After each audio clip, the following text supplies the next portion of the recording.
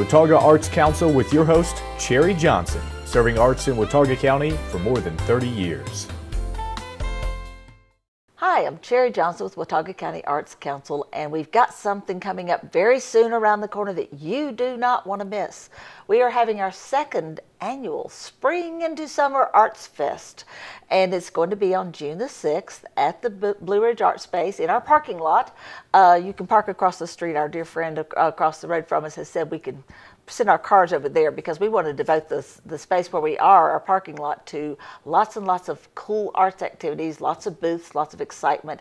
And I have with me Dottie Baker. Dottie is you're a representative of the Potters of the Blue Ridge. Mm-hmm. And this is an organization. Tell us about this organization. Potters of the Blue Ridge started about a year ago. And over that year has congealed into a great working group, and our inaugural show is going to be at Arts Fest. Yeah. So you're partnering with us to offer this exhibit, right. And they've been a terrific partner. They've helped us with posters and passing the word out and so forth, and soliciting a lot of booths to come in. So we've got quite a few potters that will have booths. I think the organization itself has some space that you're doing as well. Yes. And then the Blue Ridge Fiber Guild, that's the name. I want to make sure I got that right. They also will have a booth. There's some fiber artists as well. They're not taking as big of a role, but you know they are kind of setting up an area. There'll be an area for children's activities where your kids can do some art of some sort or other and enjoy that. There'll also be different types of artists. I know we've got jewelry artists and just a big variety of things going on during that time, perhaps some storytelling. And from our front porch, we're going to have music going all day long. So this is Saturday, June the 6th.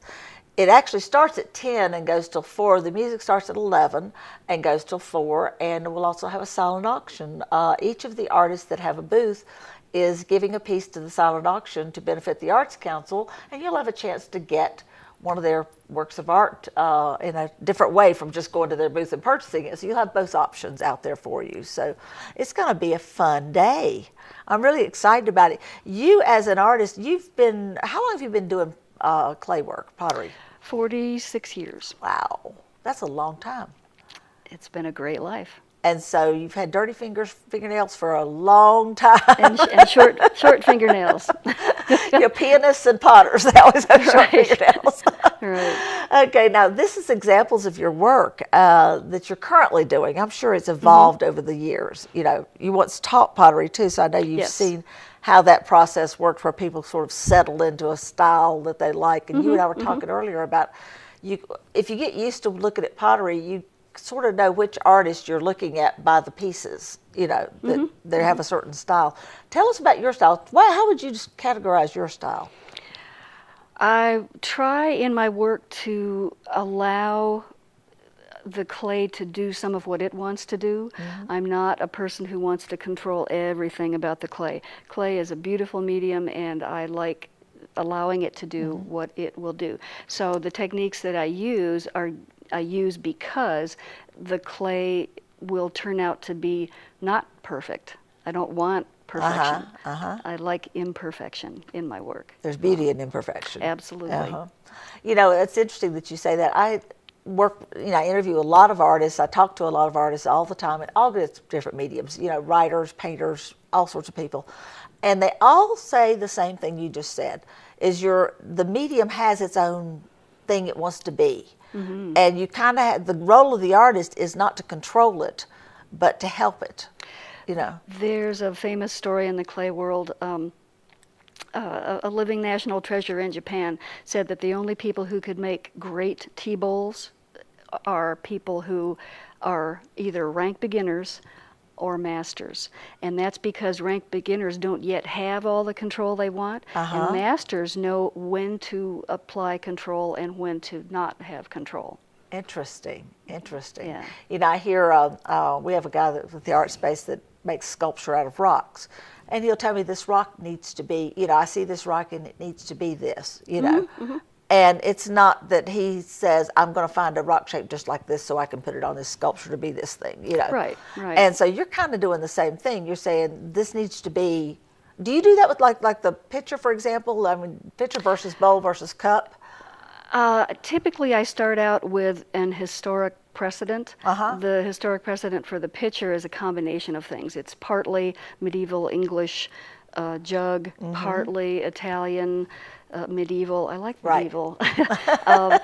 Partly Italian medieval spout, and very gestural, not precise brushwork, which is Japanese medieval things.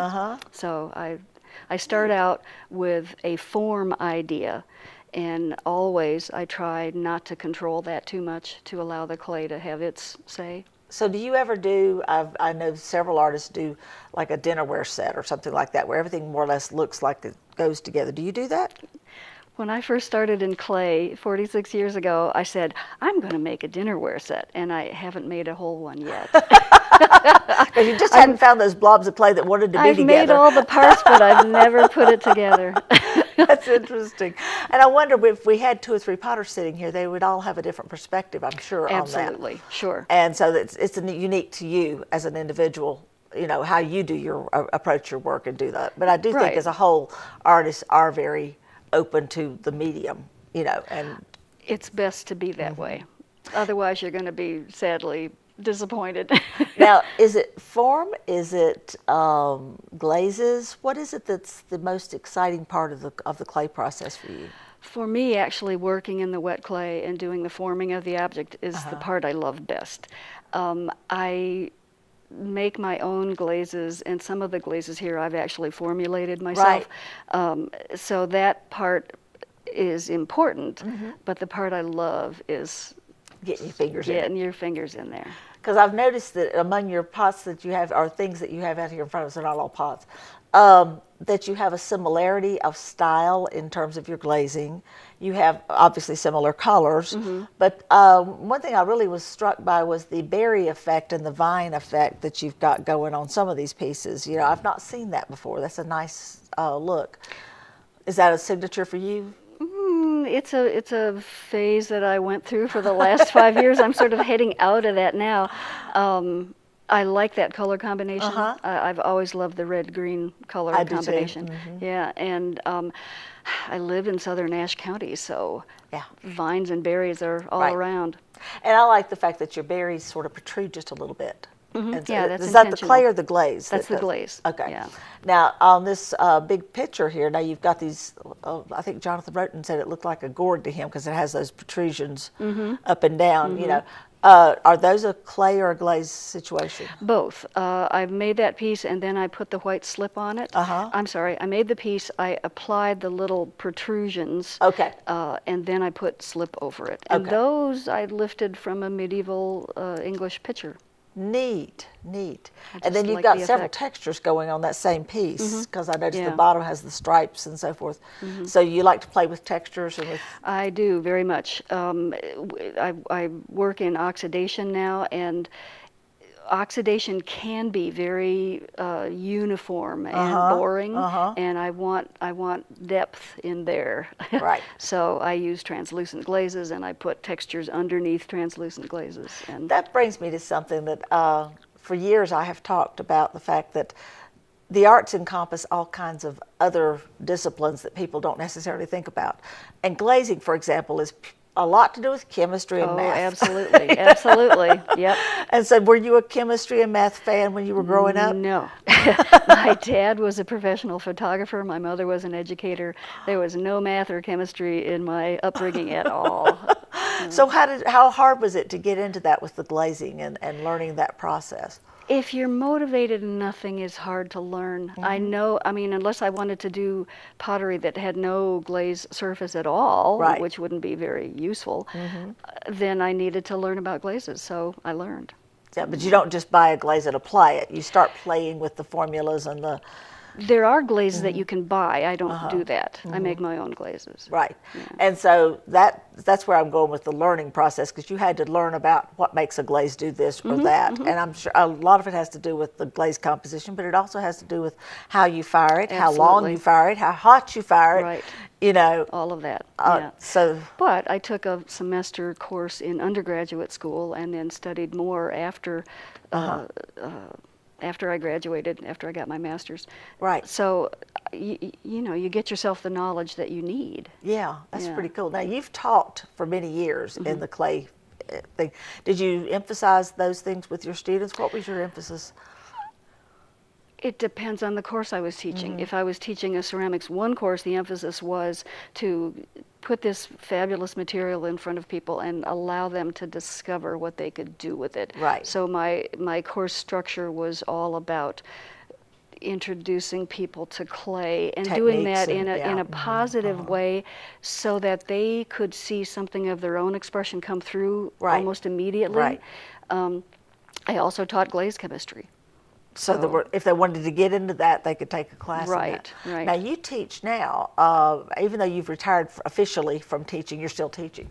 So you're teaching through Craft Enrichment, Piper Sally Craft Enrichment program, and you're also teaching in your own studio. Right, right. And so let's say I want to sign up for that. What am I going to learn? What I tell people when they come into my class is, I'm here to facilitate what you want to learn. Some people come in and they haven't ever touched clay before, and they say, I just don't know anything. Tell me what I need to learn. So I'll teach them some throwing, some design basics, some hand building skills. Other people come in knowing they've already done ceramics a little bit, and they come in knowing, I'm having trouble with this aspect of throwing, or I want to make that particular kind of item, and I'll help them do that. My classes are very small, so I can do all that individual attention. So now you're teaching in your studio. Do they provide their own clay or pay for their own clay? I provide the clay. They pay for it at cost. Okay. Right. And then when you get to glazing, they do the same thing with that? I provide the glazes, and they pay a small firing fee to cover the cost. So that way, of the no matter firing. what they want to make, they can keep working and They can make anything they want to make. That's really as cool. long as it fits in the kiln. Do you have a big kiln? No. About that size. Well, Yeah. most things people make will fit in that, although I've seen a few pots that would not. Yeah. But that's pretty cool. So if someone would like to learn how to do this, because the Arts Council has a lot of workshops and classes, and we do teach a lot of things. We don't teach clay because we don't have the facility to do that. And so we sort of, point you over to somebody like Dottie. And so if they wanted to do that, how would they find you?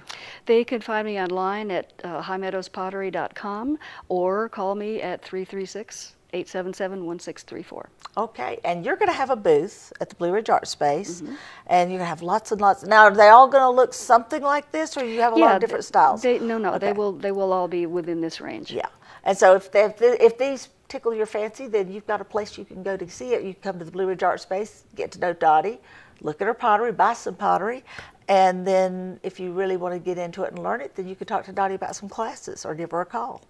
So that's really cool. And also, if you are a potter and you hadn't heard about the Potters of the Blue Ridge, this is your invitation. I know that I'm not a Potters of the Blue Ridge, but I know Dottie is, and I know you guys are looking to involve other potters in it as well. What's the point of being in a group like that?